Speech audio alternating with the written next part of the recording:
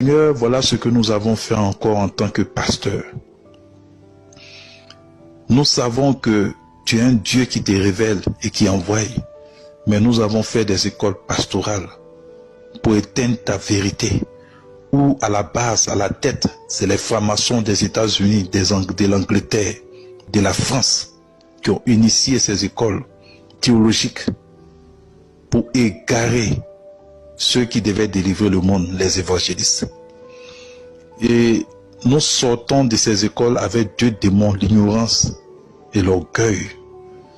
Seigneur, je te demande pardon pour ce groupe de nouveaux pasteurs qui sont devenus des écrivains à travers le monde. Tellement nous avons été aveuglés par l'ignorance. Nous écrivons chacun des livres pour faire des livres parallèles à la Bible. Et tellement nos livres ont envahi les librairies. Quand tu rentres dans une librairie, tu ne sais pas s'il faut acheter la Bible ou il faut acheter nos livres. Père, c'est notre génération. Et je fais partie de cette génération. C'est nous qui avons mis cette abomination dans la maison de Dieu. Il y a un monsieur qui s'appelait Branham qui a fait des livres. Aujourd'hui, ces livres sont en train d'égarer un grand nombre.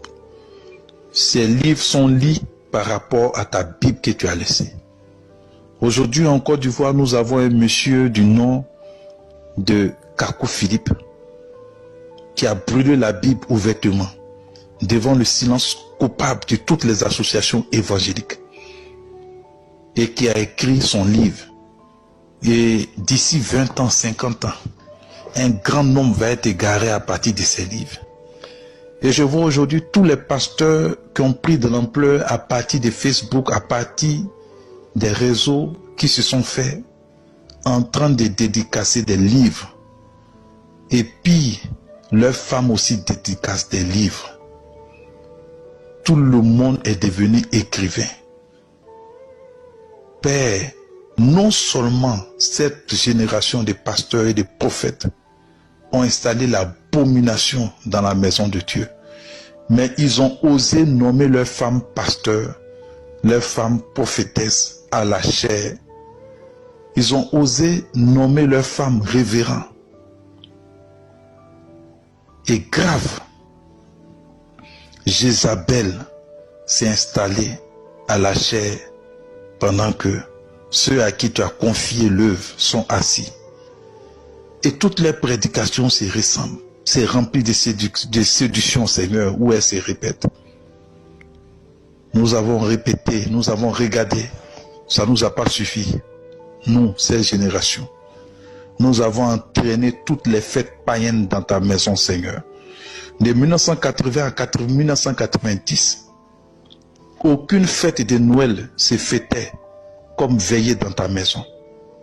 Aujourd'hui, cette génération fait des veillées, fait des arbres de Noël, fait des sketchs avec leurs enfants dans ta maison, sur ta chair, devant ta chair, où tu as donné ta vie pour le péché, et non pas pour des sketchs, et non des ballets. Mais cette génération de pasteurs autorise ces abominations dans la maison de Dieu.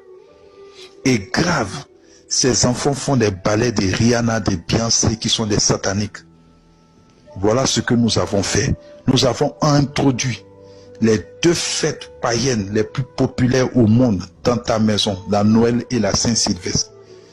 Et tellement nous envions le monde, nous avons copié toutes les fêtes païennes dans la maison de Dieu, dans ta maison, Seigneur Jésus-Christ. Nous avons copié la fête des mères, la fête des pères, même la Saint-Valentin est fêtée dans certaines églises. Seigneur, voilà les abominations que nous avons faites. Et ce qui est grave, nous ne prêchons plus ton retour, nous ne prêchons plus la repentance, nous ne prêchons plus le péché, de peur que l'église soit vidée. Nous avons des églises remplies de personnes les dimanches et le lundi. Ces personnes sont les païens. Voilà ce que nous avons fait, Seigneur. Et nous avons entraîné le christopaganisme de lundi à samedi. La plupart de nos membres, pour ne pas dire la majorité de nos membres, sont des païens. Le dimanche, au milieu des 4 murs, ils sont chrétiens. Seigneur Jésus-Christ, nous, pasteurs, prophètes, évangélistes de cette génération, nous sommes entrés dans la politique. Nous sommes devenus des politiciens avec une argumentation pas possible pour argumenter nos égarements. Seigneur, ce soir, je te demande pardon de ce que, en lisant la Bible, j'ai découvert que tu n'as pas donné ta vie à la croix pour la politique. Quand tu vivais, César était là. La politique était faite par les Hérodiens, par des gens qui supportaient César. Ils ont voulu te confronter à la politique. Mais tu t'es retiré, tu as dit que nul ne peut suivre 2 maîtres à la fois. Aujourd'hui, en tant que pasteur, nous recevons des ministres, des présidents, des gens dans nos églises et nous les laissons passer à la chair. Nous mettons des fauteuils spéciaux pour eux dans la maison de Dieu.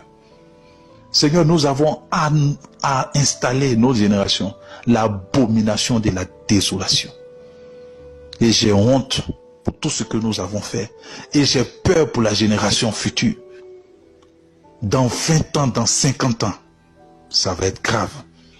En France, l'église évangélique méthodiste a organisé un mariage gay devant le silence coupable de toutes les églises évangéliques à travers le monde et méthodistes.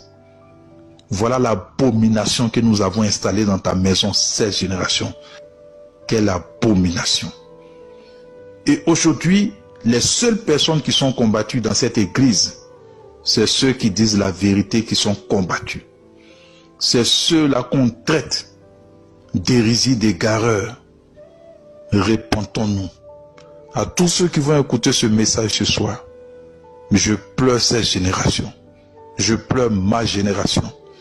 Et je suis aussi coupable que tous les autres frères. Et aujourd'hui, j'appelle les vrais pasteurs qui sont cachés à travers le monde, à travers ces pays. Écoutez-moi bien, chers frères. Nous n'avons une seule vie. Nous allons tous mourir. La Bible dit la crainte des hommes est un piège. Vous êtes riches autant que ces personnes sont riches. Mais avec les mêmes moyens que vous avez, ils font des vidéos. Ils font des programmes spectaculaires pour attirer un grand nombre pour les égarer. Vous attendez quoi pour parler? Vous attendez quoi pour dire la vérité au peuple qu'on égare? Jusqu'à quand vous allez trembler dans vos maisons? Jusqu'à quand c'est votre femme et vos maisons qui vont écouter votre évangile de vérité? Privez-vous de nourriture. Faites des chaînes. Parlez au monde. Sauvez ceux qu'on amène à l'abattoir. Vrai pasteur, vrai prophète, vrai évangéliste. Commencez à croire en ce que Jésus vous a dit. Ce n'est pas au ciel que vous allez partir dire à Jésus ce qu'il vous a révélé. C'est au monde qu'il faut le dire. Seigneur, voilà ce soir ce qui a été ma prière.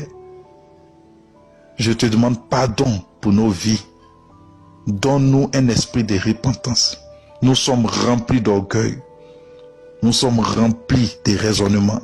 Nous argumentons nos erreurs, Seigneur. Je demande pardon pour cette génération. Au nom de Jésus-Christ. Amen.